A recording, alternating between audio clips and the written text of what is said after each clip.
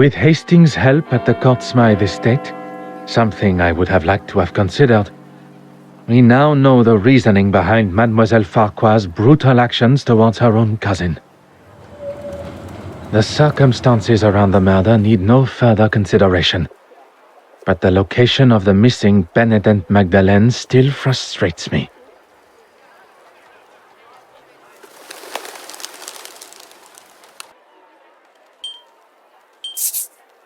A moment of peace before one's little grey cells must ponder how Mademoiselle Courtsmith made it from the museum with the painting in tow. Ah yes, Hastings had something for me. An invitation to Mademoiselle Courtsmith's exhibit. Even after the truths of her crimes and personal betrayal, Mademoiselle Warbeck still feels it within her for a final send-off. Perhaps Mademoiselle did not leave with the painting at all.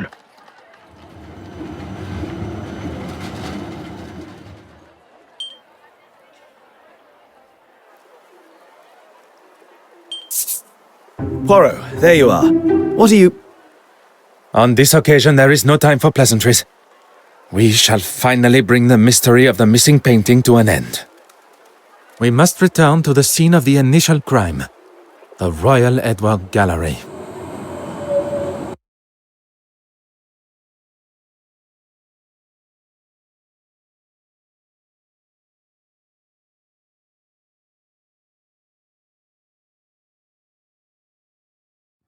Is everyone present? Please ask them to convene in the exhibition room. Is there something you're not telling me? All will be revealed.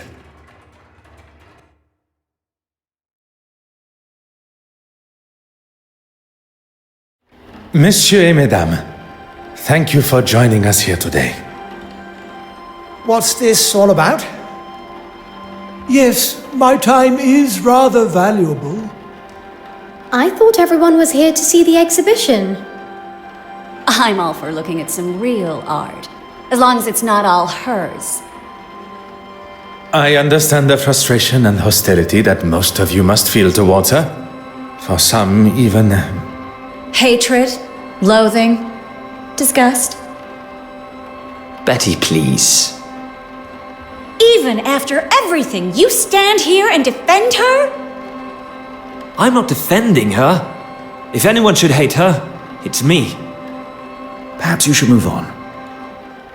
In this room is where it all began. Or at least, that is how it appeared. We are all aware Mademoiselle Courtsmith was behind the painting's disappearance. But it was not a moment of greed that drove her, but rather a well-orchestrated plan that involved most of you tangled in her web of lies and deceit. All right, we all know why we're here. Maybe you can speed it along a little. At the Detective Inspector's request, I shall forego the series of events that led up to the theft of the penitent Magdalene painting. Perhaps a fitting place to begin would be with the death of Mademoiselle Courtsmith. If that's going to get things moving. You are all aware of the fire and murder that took place at Mademoiselle Courtsmith's loft apartment. The fire that she started after having one too many. That is where the difference between desire for the truth and the actual truth go their separate ways. Inside Mademoiselle's apartment was the penitent Magdalene painting, or at least a forgery, one of 4 produced by her own brush. The fire was set purposely, in an attempt to destroy evidence and hide the true nature of her death. Poison.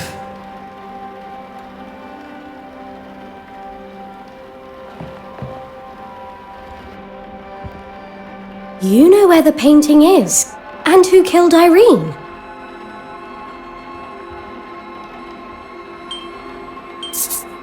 Mademoiselle Warbeck, do you remember the words you used when discussing your career? No, I mean, yes. You're taking it out of context.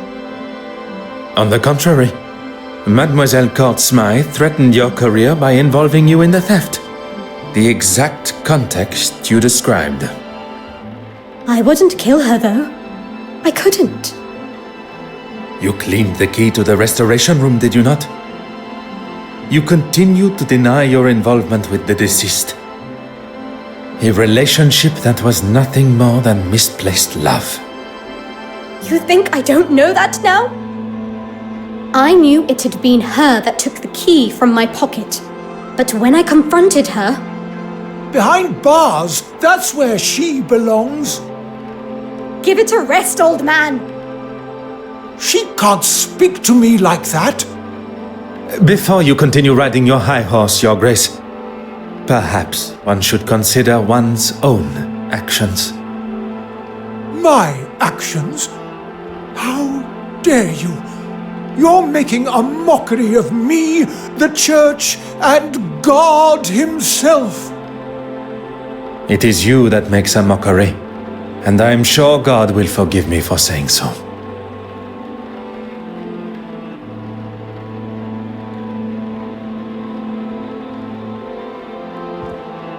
This is all going to make for some story.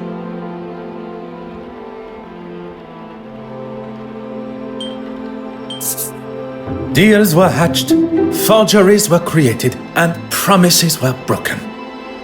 Mademoiselle Court-Smythe used a mask of deception and authenticity to betray you all. She allowed for you all to see and know only what was necessary to complete your part. Except for one. As much as I'm enjoying this show, any chance we can get to who killed her? You shall have to wait only a moment longer. As there was only one accomplice left, and perhaps the most important. Not only her aid in the museum, but in the construction of the forgeries. Mademoiselle Farquhar's deception began before I had even left the shores of Belgium. You were part of it, the whole time. Taking us all for fools.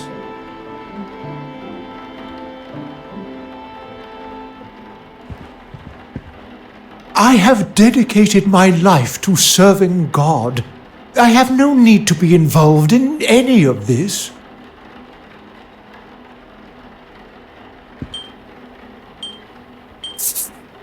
The pieces you had commissioned by Mademoiselle Court-Smythe, which hang on your church walls.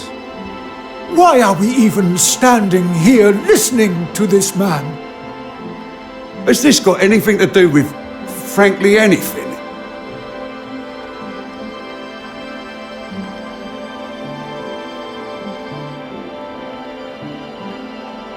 Mademoiselle Court-Smythe's forgeries would be hung on the church walls, while the originals were sold on the black market to lace your own pockets. You have no proof of these accusations. Poirot, the penitent Magdalene. How could one forget? We have already discussed one of the multiple forgeries, and found amongst your hidden collection the second.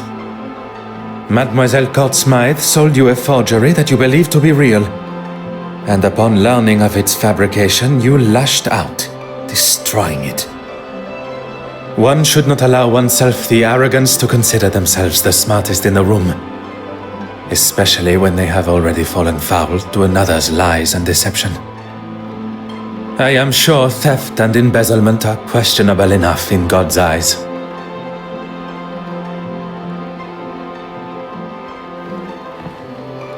I know things got out of hand, but it was you that broke into my office in the first place.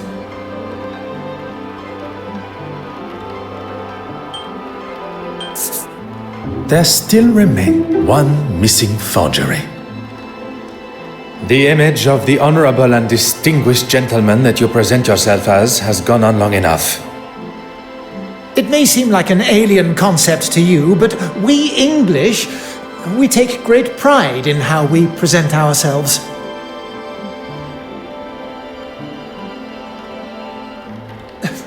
How long are we going to entertain this man's twisted fantasies?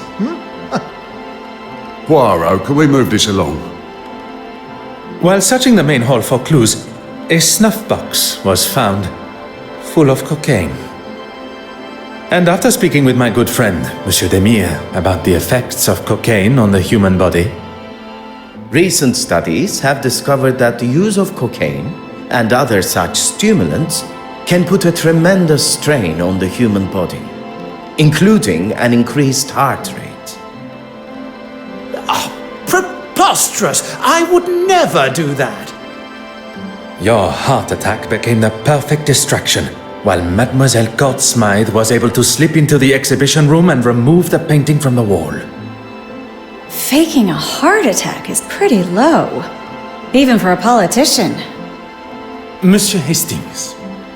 Once the painting had been confirmed as stolen, And Monsieur Aylesworth had bothered the detective inspector enough to show he had nothing to do with its disappearance.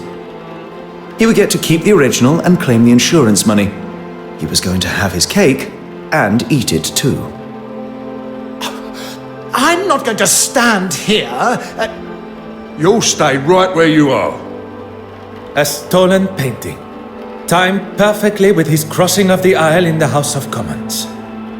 All designed to raise his profile, just in time to announce his desire to be a prime ministerial candidate. I wasn't doing it for me. The poor and the needy. I wanted to give them a voice. I have never heard a more self-righteous claim for breaking the law in all my life. How am I meant to help those that really need it unless I'm in a position that can really bring about change?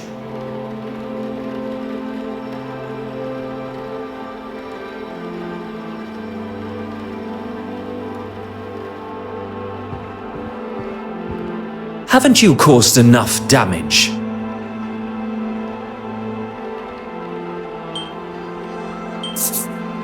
Madame Hélène, the famous actress and performer, your story is one I learned with a heavy heart.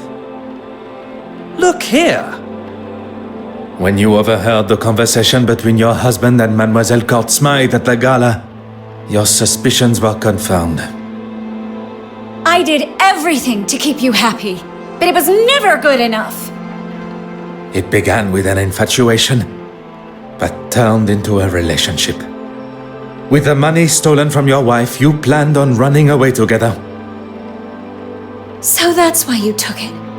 You coward. She manipulated me from day one. She used me. She used her. Oh, just keep it shut. Perhaps, for once, you should listen to your wife.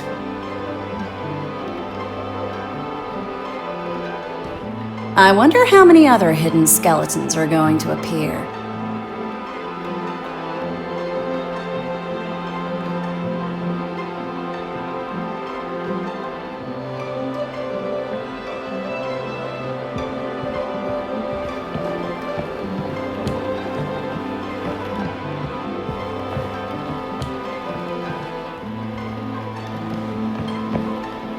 It all ends here, where it began.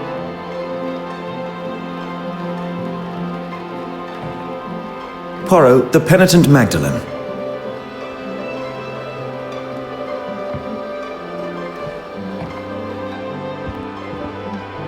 I know you have a flair for the dramatic, but I do have a job to do.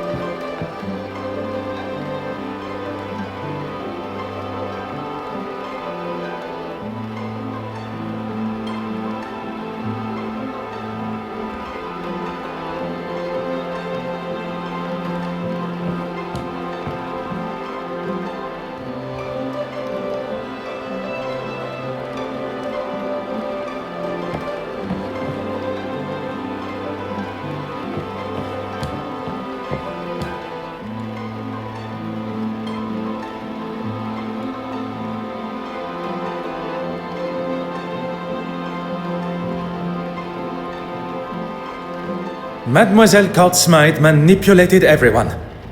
But that does not excuse the parts that you all have played. Poirot, the murderer. Tell us now, or I'm marching them all down the station. Of our suspects, all guilty in some form or other, only one committed the ultimate sin. Monsieur Christiansen, a lover, jilted and tossed aside from a life promised together. Mademoiselle Warbeck, another that was promised her heart only to become a second, caught in Mademoiselle's web. Monsieur Aylesworth, angered at a foolproof plan backfiring. Bishop Mountjoy, a third, sold the idea of an original painting, livid at the thought he had been tricked. Mademoiselle Farquhar, trapped in a partnership where you did not receive what was owed to you. All with motive, but lacking opportunity. Until the realization that someone had used a timer to set the fire. Isn't that right, Mademoiselle Farquhar? Our true relation to the deceased. Cousins, standing to inherit her entire family estate. You don't understand. It wasn't like that. You decided to poison her with potassium cyanide, a chemical often found in photography development, via the cork of a bottle of champagne. Wearing an almost identical hat to the deceased, you were able to disguise yourself as her and be seen by the neighbor. Leaving her body lifeless in her own apartment, you tried to cover your involvement in both the forgeries and the murder by destroying any evidence. Incredibly clever. Your nefarious plan setting the fire almost tricked even I. Did you really just praise her for starting a fire? On the contrary, it was the deception behind the fire. A timer was used, allowing for Mademoiselle Farquhar to be seen in her office as she slipped in and out of the darkroom window. I didn't want to kill her. But she gave me no choice. She gave you no choice. You planned and executed a brutal murder. She was your cousin. A cousin that has controlled me for years. I couldn't escape her. She held you captive? I did not see a prison cell in her apartment. No, of course she didn't. Emotionally and financially, I was her captive. I was a struggling critic, but she taught me how to stand up for myself and get what I wanted, what I deserved. You were aware of her scheme all along? Not at first. I didn't know she was selling them on the black market. But even when you did find out, you didn't stop. There was always a reason I couldn't. And what money I did get, she would hold for me. I couldn't remain under her control anymore. There was no other way. Mademoiselle, there is always another way. All I see is the student becoming the master. Detective Inspector, perhaps it is time that Mademoiselle was escorted to the police station. The truth has been revealed, and Mademoiselle Court-Smythe's murderer will pay the price for her crimes. There is something you're forgetting, though. If you think for a moment that the location of the original painting has slipped my mind. Go on then, where is it?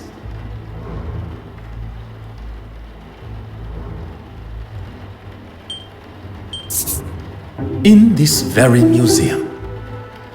If the original painting was to find its way into her portfolio, it would be returned to her after her exhibition has concluded. Meaning, It would be delivered to her on a plate.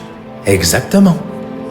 She prepared one of her picture frames and made sure it would be in the restoration room. What on earth is he doing? You've got to be kidding me. It would take too long to remove the nails from the frame and hide it, surely.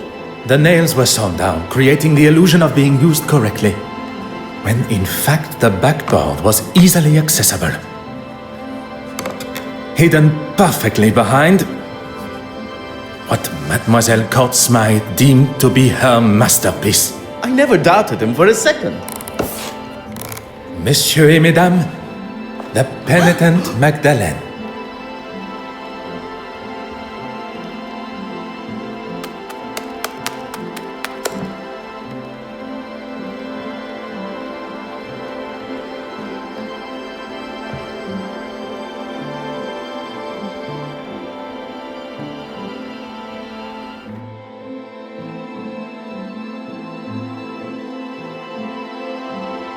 Well, detective, you've solved both the theft and murder.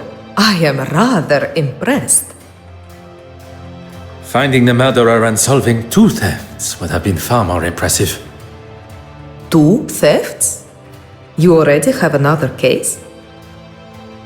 You have forgotten Mademoiselle Farquhar's missing cigarette case. Oh, of course. Do you think Miss Farquhar lied about it going missing after all?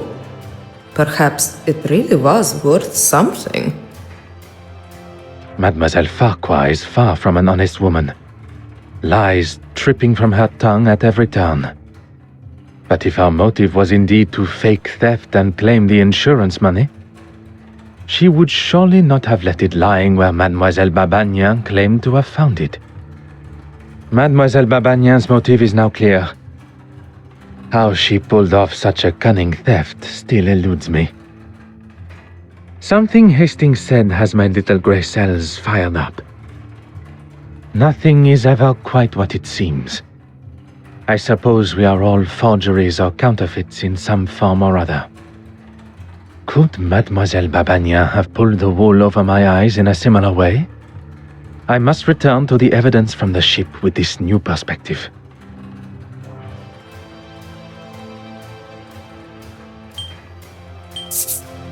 It is you that should be happy, mademoiselle.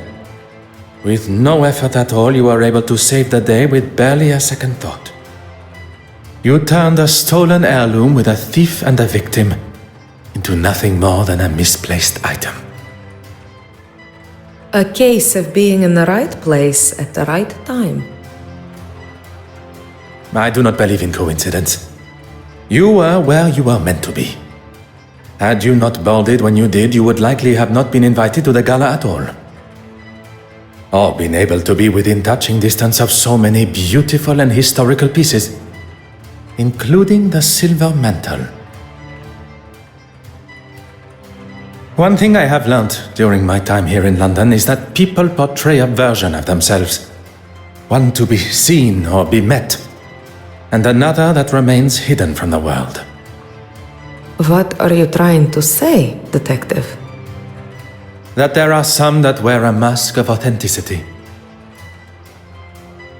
That perhaps, under different circumstances, I would have had the pleasure of meeting a different Mademoiselle Babagnan. Will you be leaving London now? There are a few small matters to settle before I leave. Mademoiselle Farquhar is now in the hands of the Scotland Yard, where she will stand trial for her crimes. You really do believe in the law, don't you? If you do not believe in the law, madness and lunacy will ensue.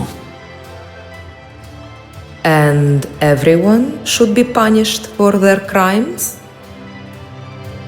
I believe that we should be held accountable for our actions. No one man is above the law. Or woman? And you, mademoiselle? Are you to leave London? There's nothing more for me here. I hear Paris is quite beautiful. Perchance our paths should cross again. Perhaps under those different circumstances. I look forward to it, detective.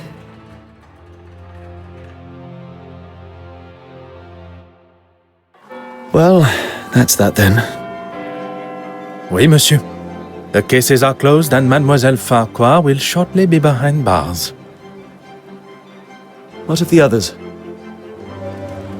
Judging by the detective inspector's glare at Monsieur Aylesworth, he will not be escaping the law. And Bishop Mountjoy, once news spreads of his connection with the black market, I would question his attendance come the Sunday service. I was hoping at least someone would get a happy ending. Monsieur Hastings, you have been by my side throughout this investigation. Without you, the guilty parties, would not be facing the consequences of their actions. I helped where I could, but it was mostly you. I know that.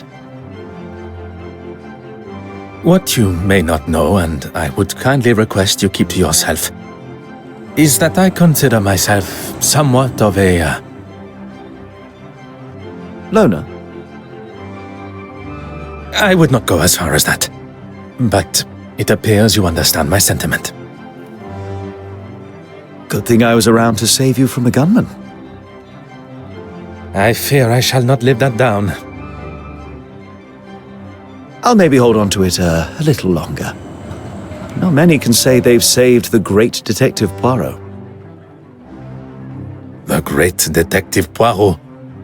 As much as I admire your formality, I think we should look for something more familiar, accustomed to our new relationship.